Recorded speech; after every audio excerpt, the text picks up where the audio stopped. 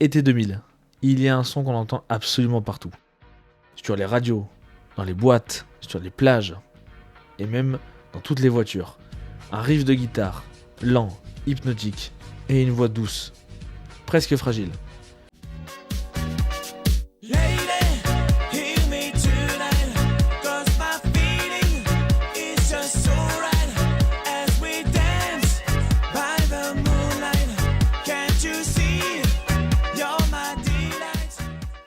Ce morceau vient d'un duo français totalement inconnu, Mojo. En quelques semaines, il va conquérir le monde entier. Mais derrière ce tube, derrière ce nom, se cache une histoire hyper courte, une histoire fulgurante.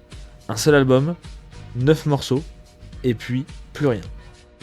Aujourd'hui, on va raconter comment 2 jeunes musiciens, avec presque rien, ont créé l'un des albums les plus emblématiques de la French Touch. Comment ce disque est né, morceau par morceau, et pourquoi, après cette fulgurance, tout s'est arrêté. Bienvenue dans Fragments Sonores.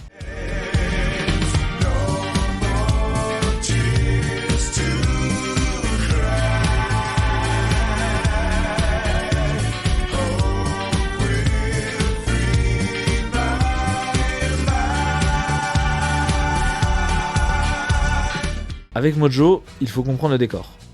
La fin des années 90, Paris est en train de devenir la capitale mondiale de la musique électronique. Et depuis 97, avec la sortie de Homework de Daft Punk,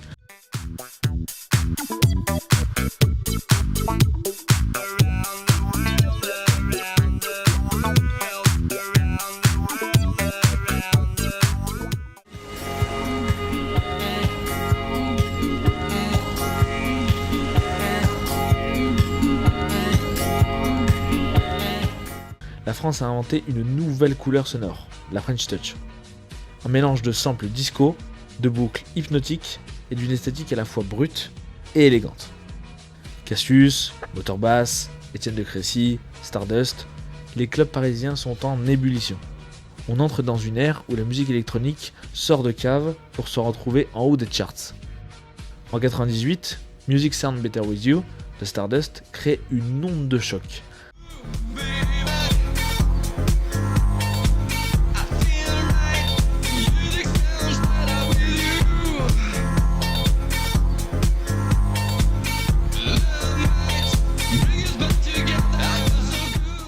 Un morceau simple, une seule boucle, 3 accords et une voix répétée en boucle. Mais un morceau qui ouvre une porte. Pour la première fois, un track house devient une véritable chanson pop.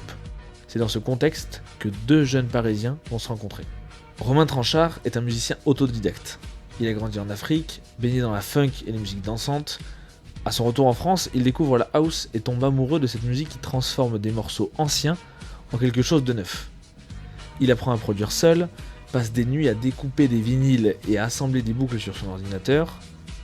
Et d'autre côté, on a Yann Destagnol, que l'on connaîtra plus tard sous le nom de Yann Destal. Lui, il vient d'un univers très différent. Il est grandi dans une famille où la musique classique et le rock avaient leur place. Flûtiste, pianiste, guitariste et même chanteur, il touche à tout. Là où Romain cherche le groove, Yann, lui, il cherche plus la mélodie. Et un jour de 99, par hasard, leurs chemins se croisent. Ils discutent, échangent sur leur influence, et une idée naît. Et si on mélangeait ces 2 mondes ? La rythmique et les samples de la house française, et les instruments et la voix d'un musicien pop. Mojo naît dans un petit appartement parisien. Pas de grand studio, un simple ordinateur, avec une carte son Sound Blaster, une guitare, un micro Shure SM58 et un séquenceur rudimentaire. La French Touch, c'est une musique de bricolage. Celle de Mojo le sera encore plus. C'est là que commence l'histoire de Lady. Romain passe des heures à fouiller dans ses disques vinyles. Et puis un soir, il tombe sur un morceau de 1982, Sub for One du groupe Chic.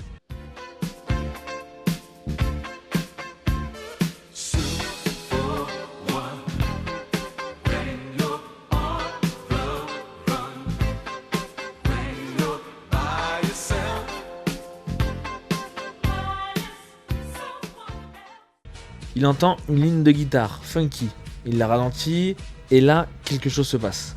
Il commence à construire une rythmique autour et une boucle hypnotique naît. Yann arrive, prend sa guitare et joue quelques accords. Et surtout, il chante. Quelques mots simples, une mélodie douce, presque triste. Ils enregistrent la voix en une seule prise. Pas de retouche, pas d'autotune.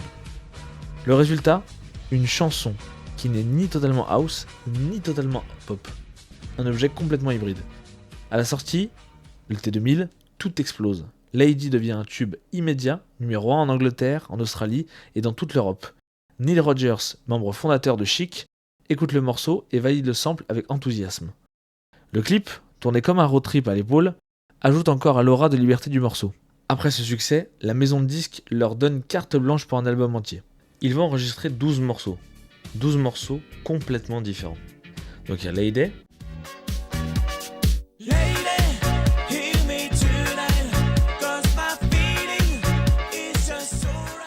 Ensuite, ils vont partir sur un morceau qui est beaucoup plus hip-hop, new soul, qui s'appelle Chillin'.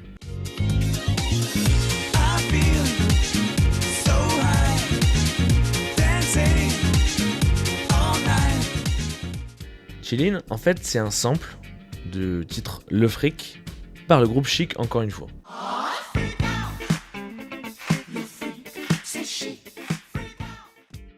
Alors bien sûr, le sample il est retravaillé avec un groove beaucoup plus lent, plus détendu. La ligne de basse, elle est assez ronde. La voix, elle est parlée plus que chantée. Et en fait, ça donne un ton presque lo-fi. Et en fait, c'est une balade urbaine. Ça reprend l'idée d'un café à Paris qu'on prendrait le matin, avec un Walkman vissé aux oreilles. L'idée, c'est qu'en fait, le clip il a été tourné à Rome.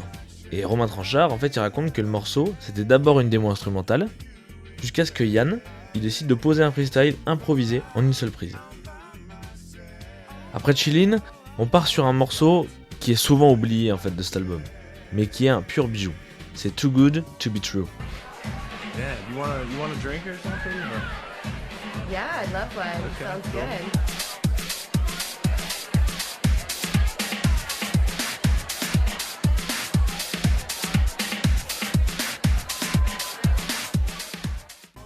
Ici, Mojo ils abandonnent complètement les samples pour composer de A à Z.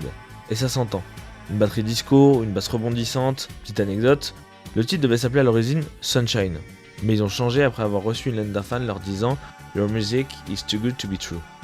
Ensuite, on repart sur On Fire.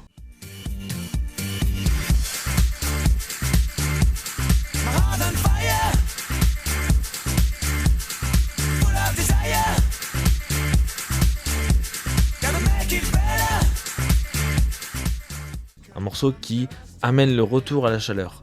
Le morceau il explose dès la première seconde. Le groove il est organique. La voix monte en intensité. Les nappes prennent feu. C'est un titre énergique. On enchaîne avec le morceau No More Tears.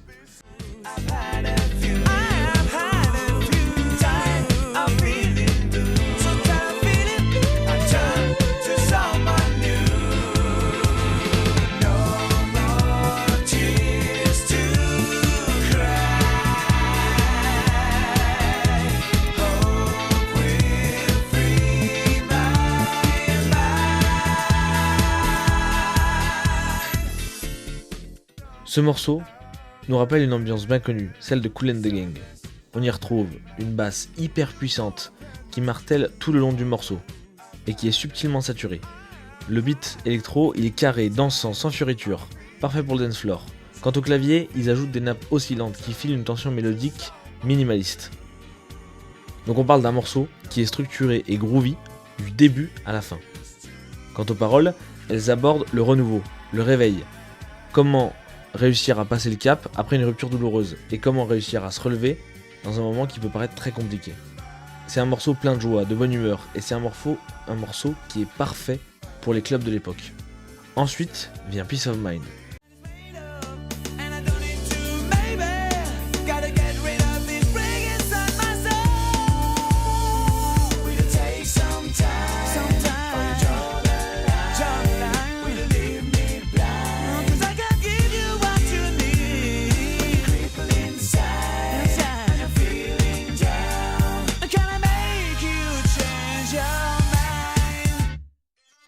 Là, Mojo, il signe un morceau qui incarne parfaitement leur identité musicale. Ancré dans la French House, on y retrouve ce groove électronique, élégant, qui a fait leur renommée. Mais se mêle aussi une voix plus pop, plus douce, presque aérienne. Là en fait le duo il explore une facette plus exotique de leur univers sonore. Dans la lignée des titres comme What I Mean, est loin de l'évidence d'un tube comme Lady. Là où Lady misait sur l'efficacité immédiate d'un sample accrocheur, Peace of Mind, en fait ils prennent le temps de s'installer. C'est un morceau plus chanté, porté par une texture vocale claire et directe, qui capte l'auditeur dès les premières mesures. Les paroles, comme laisse deviner le titre, plongent dans une introspection douce amère. Structuré comme une chanson pop classique, avec ses couplets et ses refrains bien marqués, le morceau il gagne en accessibilité sans pour autant sacrifier la finesse de sa production. Peace of Mind du coup il cherche pas à impressionner par la débauche sonore, il touche autrement, par sa simplicité maîtrisée, son ambiance apaisée et cette impression de sincérité qui s'en dégage. Vient ensuite dans l'album Music Take You Back.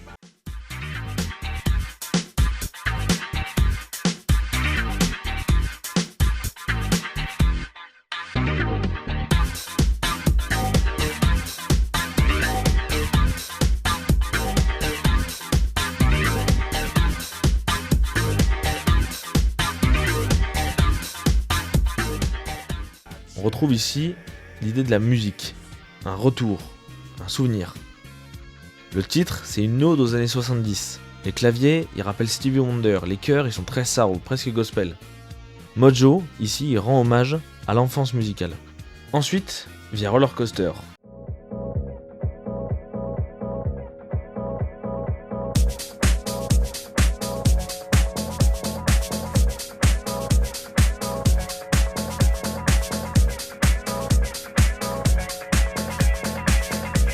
Là, Mojo abandonne complètement les mots pour ne garder que l'essentiel, le groove.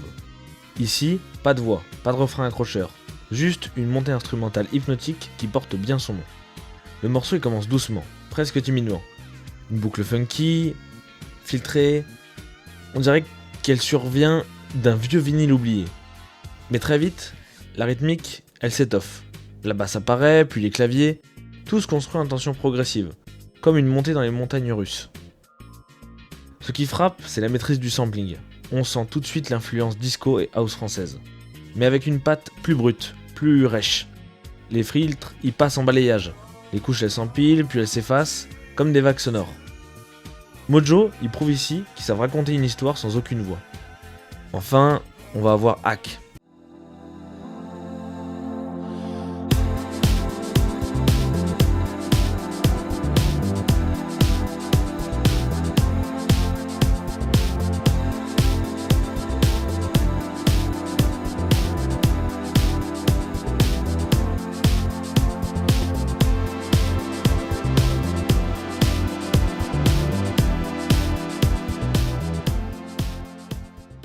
Hack, c'est un instrumental, une bizarrerie. ACK, c'est presque un easter egg en fait dans l'album. Et pour finir l'album, Save Your Eyes.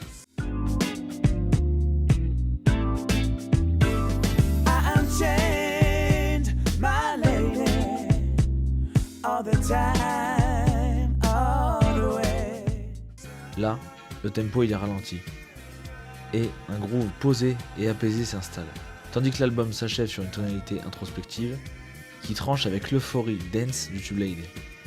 Oubliant les boucles trop house et trop évidentes, le titre adopte une cadence plus douce et rêveuse, évoquant un dialogue feutré entre l'auditeur et la mélodie. Le chant, il se fait fluide et humide, comme porté par une atmosphère de fin de soirée. Les voix, plus mesurées, moins en avant que dans Lady, font corps avec l'instrumentation pour créer une ambiance enveloppante. Le morceau, il développe un style qui lorgne vers la bossa nova ou le down-tempo lounge, à milieu de la house énergique traditionnelle associée au duo. Côté structure, Save Your Eyes trace un chemin linéaire, pas de rupture, mais un fil mélodique continu, presque lancinant. L'ensemble invite à une immersion méditative plutôt qu'à l'adhésion immédiate. Après cet album, tout va très vite. Les tournées mondiales s'enchaînent, la pression est énorme. Les maisons de disques veulent un deuxième album tout de suite. Mais Romain et Yann, eux ils commencent à prendre des directions opposées. Romain il veut continuer à explorer la house, pousser l'expérimentation. Mais Yann lui ce qu'il veut en fait c'est aller vers le rock, la pop, les chansons plus traditionnelles. Et cette différence artistique, malheureusement elle devient irréconciliable. Et en 2002, le duo annonce sa séparation. Ils n'ont jamais eu de dispute violente, simplement, ils savaient qu'ils ne voulaient pas faire 2 fois le même album. Et c'est ainsi que Mojo s'arrête là. Un seul album, 11 morceaux, un été qui a marqué la mémoire collective. Aujourd'hui encore, Lady est jouée partout. La chanson a été reprise, remixée, samplée. L'album, lui, il est encore découvert par de jeunes générations. L'influence de Mojo, elle se ressent chez des artistes comme Justice, Parcells, Purple Disco Machine ou encore Madeon. Mojo, en fait, c'est une comète. Une apparition brève, mais dans la lumière, elle continue de briller plus de 20 ans après. Et parfois, il suffit d'un seul disque pour devenir éternel.